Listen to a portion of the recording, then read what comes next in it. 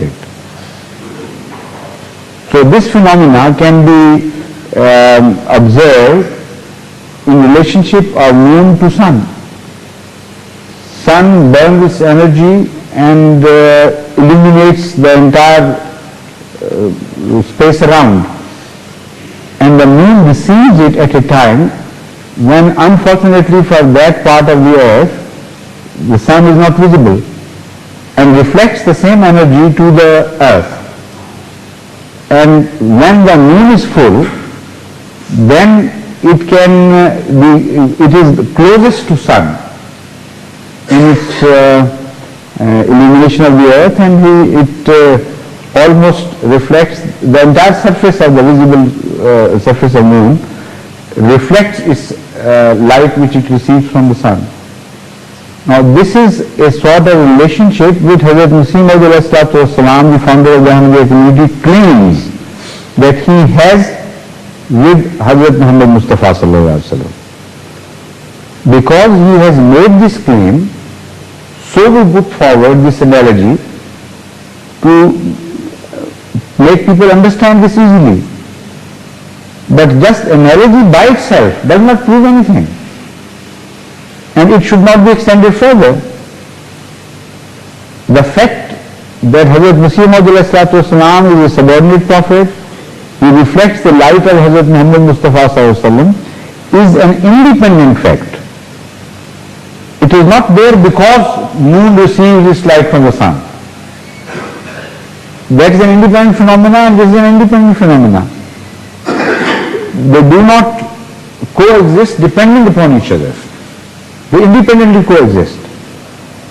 To make things understandable, one can refer to that. You can, by observing a material phenomena, perhaps you will better understand a spiritual phenomena which is similar. That is our way of argumentation.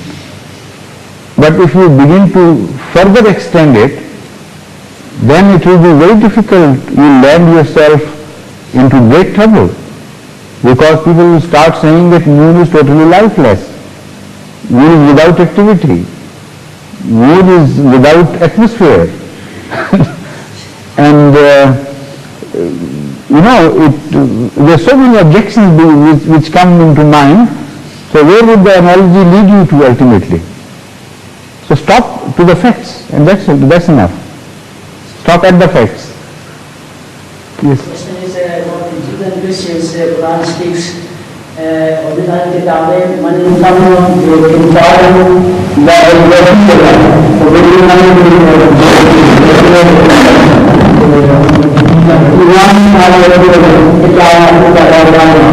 there are some good people, there are Christians and Jews. If you tell them gold, they will keep it eternally back. And there are some, if you lose some of them, those they will give you the money, they will never give you back. It will not happen that unless you have God or the God or some God. And the example phrase from the Jews and Christians in the Quran said, "Nafs sawal al-kitab ummatul ba'd yakuna ayat Allah amal ghayra." There are sincere Jews and Christians who prostrate before God and read the ayat of the Quran. The Quran are very good, very sincere. Now where to get these people? By chance, this sincere person has come to live with us. I don't know how to get from them, see these people and missionary reach them or not reach them. The quality of goodness shows itself. You have to see and recognize if you have the quality to recognize such a thing. Now you have eyes which have, of course, its qualities and limitations to perceive things which cannot be perceived by a blind man. But at the same time, another animal can have eyes which cannot see the same things which you can see and perceive, because the wavelengths are different, they are tuned to different wavelengths. So it all depends on whether you have that wavelength of good qualities in yourself, which is essential for recognizing that goodness in others. If you have these qualities, then you will recognize wherever they come to you. If you do not have them yourself, then you are like a blind man who cannot see. So when the Holy Quran claims that goodness is not a monopoly of any religion. This is the meaning of that verse. Don't be arrogant because you have been revealed the final message of God, so there is no goodness left outside you. These verses are in fact addressed to make yourself humble and not to behave arrogantly towards other religions. It says there are such wonderful people even in those religions which have been abandoned. But quality of man still continues to be good in some cases. And it is because of their own individual quality that they are loved by Allah still. Because there are some people who are good and there are some people who are bad. And the good people, even in darkness, have a quality to shine somehow. So such people, so do not condemn them all equally with just one sweeping hand. And do not condemn anybody as such as in totality. That is the message of the Holy Quran. Now, we want to know how to recognize such people. And I have told you that to recognize such people, you have to have that inner eye developed in you yourself. And that is not difficult then. Many a time you meet a person just casually, just in passing, and suddenly you begin to like such a person.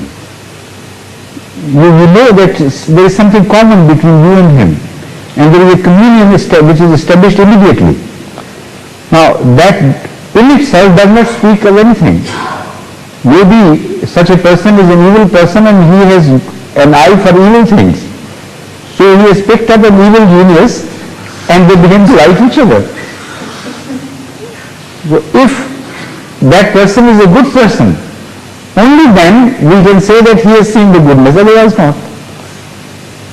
So that comes automatically then.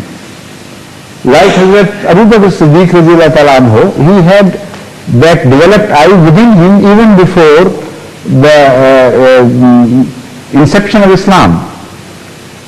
So when Hazrat Muhammad Mustafa sallallahu alaihi wasallam claimed to be a prophet, when Hazrat Abu Bakr Siddiq was not there, he returned from the journey and he was told by some old lady that your friend has gone mad, he has started claiming such and such things. So he went to him and Hazrat Muhammad Mustafa sallallahu alaihi wasallam wanted to argue with him, wanted to give him reasons why he has made this claim and to make him, to convince him of this truth. He said, no, nothing is required. The only thing I am interested in is that have you made this claim or not? So ultimately, Ahmad sallallahu alaihi wasallam, the Prophet of Islam, was forced to answer like this. He said, yes, I have made this claim, Allah has spoken to me and He has commissioned me to be a prophet. The moment he said, Hazrat Abu Bakr Siddiq answered, I believe it. That's enough for me. I know you. You are a right man. You are a righteous man. You are a rightly inclined person.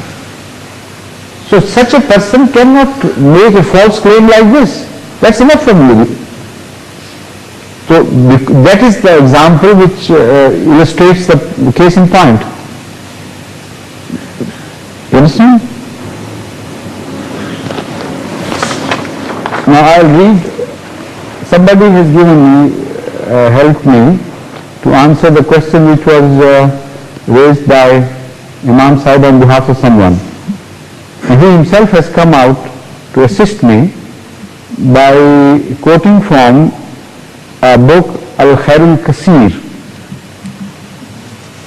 which is written by, the name of the author is not given. Huh?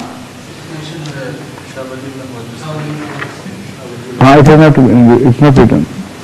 Achha, in English rendering we have said.